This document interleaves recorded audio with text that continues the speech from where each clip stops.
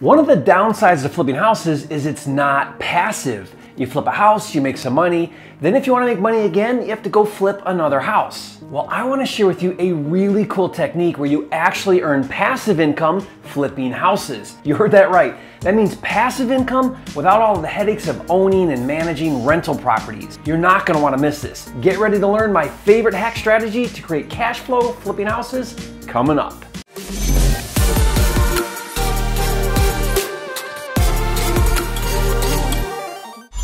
Hi, it's Jerry Norton, the nation's leading expert on flipping houses. And if you're new and you want to make more money in less time flipping houses so you can live your dream life, subscribe to my channel and click the bell icon to get notified when new videos are released. What I'm about to teach you is hardly taught anywhere, and it's one of those underground secret kind of cool strategies. Well, it used to be, because now I'm sharing it with you on YouTube. Now, before I get into the details about how to create passive income flipping houses, let me put things into proper perspective. One of the challenges you run into as a wholesaler is when your buyers want your deal, but they don't have some or all of the funding to buy it. Well, what if you helped alleviate that burden by allowing your cash buyer to defer paying you your wholesale fee? In fact, what if you financed your wholesale fee entirely? Let me explain. Let's say you had a cash buyer who committed to buy your deal for $40,000 and pay you a $10,000 wholesale fee. That means he or she would need to come to closing with a total of $50,000 cash, $40,000 to the seller and $10,000 to you, not to mention money needed for repairs. And let's assume your cash buyer was tight on cash or didn't quite have all of the funding. Normally he or she would pass on the deal, which is very common,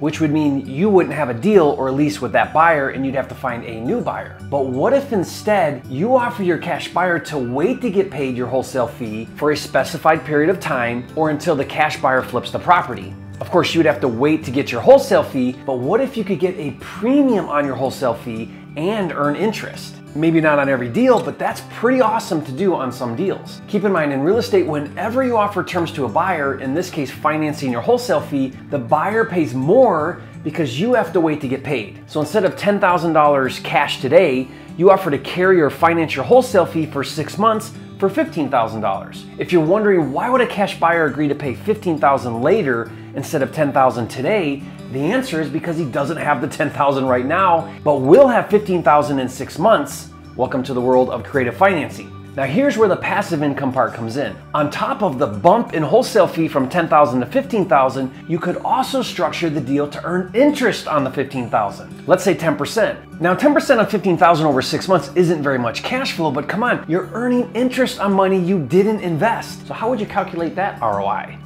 That's pretty cool. Okay, so you know me, I like to break things down into steps. So let me show you the 4 steps to creating cash flow by financing your wholesale fee and some things that you need to do to protect your investment. Before ever agreeing to defer or finance your wholesale fee, first understand your buyer's exit and how they're gonna pay you back. If he or she is a fix and flipper, the exit is easy. You get paid when the home resells. But if your buyer is a buy and hold investor and the property is going to be rented out for cash flow, the exit is not so clear. Is your buyer going to do a cash out refinance once the property is fixed up and rented and then pay you from those proceeds? If not, where is the money coming from to pay you? Always make sure you're comfortable with how your buyer is going to pay you at the end of the term. Your cash buyer could agree to pay you $50,000, but if he or she has no way of paying it, then it's meaningless. Step number 2 is to structure the terms. Now this includes the amount to be paid, the interest rate, the due date each month for payments, and the length of the loan based on your buyer's exit strategy. Always have both a time frame and when the property sells. For example, if it's a fix and flipper who anticipates it will take 4 months to fix up the property and then sell it, put in the terms principal and any outstanding interest to be paid in full when the property resells, or in 6 months from the date of this agreement, whichever shall occur first. What that means is if they don't sell the property within 6 months, it's still due in full after 6 months. If it's a buy and hold investor, reverse it. Put in the terms principal and any outstanding interest to be paid in full in 12 months from the date of this agreement or when the property sells, whichever shall occur first, just in case they sell the property. Create a promissory note and a mortgage or deed of trust and record it against the property. Ideally, your lien is in first position, but you may have to take a second lien position if your buyer had to get financing to buy the property. Either way, recording a lien protects you and will ensure your lien is satisfied when your buyer sells or refinances the property. Worst case, they pay you back. Best case, they default and you take back the property.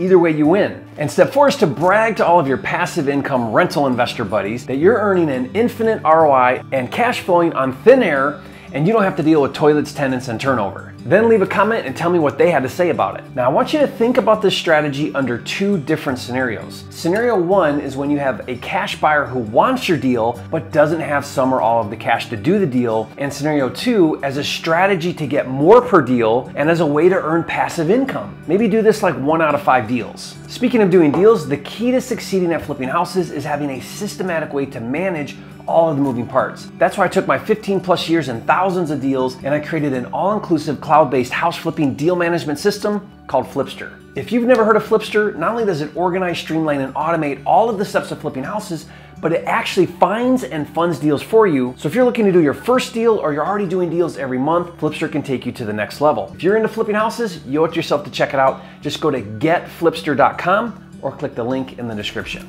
And if you learned something on this video, show some love, hit that like button right now. And if you haven't yet, be sure to subscribe to my channel. I'm dedicated to helping you make more money in less time flipping houses so you can live your dream life. Hey, and while we're on the topic of creative flipping strategies, be sure to watch this next video where I show another creative way to partner with homeowners when doing fix and flips. It's a really cool way to do deals without having to come out of pocket with the cash to buy the house.